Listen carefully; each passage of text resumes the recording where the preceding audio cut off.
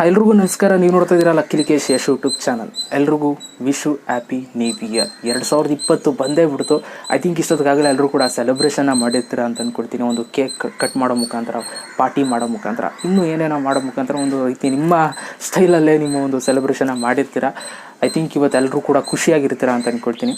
So ಇವತ್ತೇನು ಖುಷಿಯಾಗಿದ್ದೀರಾ ಆ ಖುಷಿ ಈ ವರ್ಷ ಮುಗಿಯೋ ತನಕನೂ ಕೂಡ ಇರಲಿ, 21 ಬರೋ ತನಕನೂ ಕೂಡ ಇರಲಿ. ತಿರ್ಗಿ 21 ಬಂದಮೇಲೆ 21 ಆಯ್ತಲ್ಲ ಅಂದ್ಬಿಟ್ಟು ಖುಷಿ ಪಡಿ, ಆವಾಗಲೂ ಕೂಡ ಸೆಲೆಬ್ರೇಷನ್ ಮಾಡಿ. ಒಟ್ಟಿನಲ್ಲಿ ಡೈಲಿ ಖುಷಿಯಾಗಿರಿ, ಕ್ರೇಜಿಯಾಗಿರಿ, ಚಿಲ್ ಆಗಿರಿ. ಓಕೆನಾ? ನೀವು ಡೈಲಿ ಖುಷಿಯಾಗಿದ್ದರೆ ಒಳ್ಳೊಳ್ಳೆ ಜೀವನಗಳನ್ನ ಮಾಡ್ಬೋದು. ನಿಮಗೆ ನೋಡಿದ್ದೆಲ್ಲ ಒಂಥರ ಸ್ವರ್ಗ ಅಂತ ಅನಿಸುತ್ತೆ, ಪೀಸ್ ಅಂತಾರಲ್ಲ ಆ ಥರ ಒಂದು ಫೀಲ್ ಆಗುತ್ತೆ. ಸೊ ಹಲವಾರು ಜನ ಗೋಲ್ಗಳನ್ನ ಇಟ್ಕೊಂಡಿರ್ತೀರ. 2020ರಲ್ಲಿ ನಾನು ಈ ಕೆಲಸ ಮಾಡಬೇಕು, ನಾನು ಈ ಅಚೀವ್ಮೆಂಟ್ ಮಾಡಬೇಕು, ಅದು ಇದು ಅಂತ ಏನೇನೋ ಐಡಿಯಾಗಳು ಇಟ್ಕೊಂಡಿರ್ತೀರ. ನಾನು ಯಾವಾಗಲೂ ಹೇಳ್ತಾ ಇರ್ತೀನಿ, ನಿಮ್ಮ ಒಂದು ಐಡಿಯಾಸ್ಗಳು ನಿಮ್ಮ ತಲೆ ಒಳಗೆ ಇರಲಿ, ನಿಮ್ಮೊಳಗೆ ಇರಲಿ. ಯಾರ ಜೊತೆನೂ ಕೂಡ ಶೇರ್ ಮಾಡೋದಕ್ಕೆ ಹೋಗ್ಬೇಡಿ. ಇವಾಗ ನಿಮ್ಮ ಒಂದು ಐಡಿಯಾಸ್ಗಳಿಗೆ ಯಾರು ಕೂಡ ಬೆಲೆನ ಕೊಡಲ್ಲ ಅಂತ ಹೇಳೋದಕ್ಕೆ ಇಷ್ಟಪಡ್ತೀನಿ. ಅಚೀವ್ಮೆಂಟ್ ಮಾಡಿ, ಆವಾಗ ನಿಮ್ಮನ್ನು ನೆನೆಸ್ಕೊಳ್ತಾರೆ. ಓಕೆನಾ?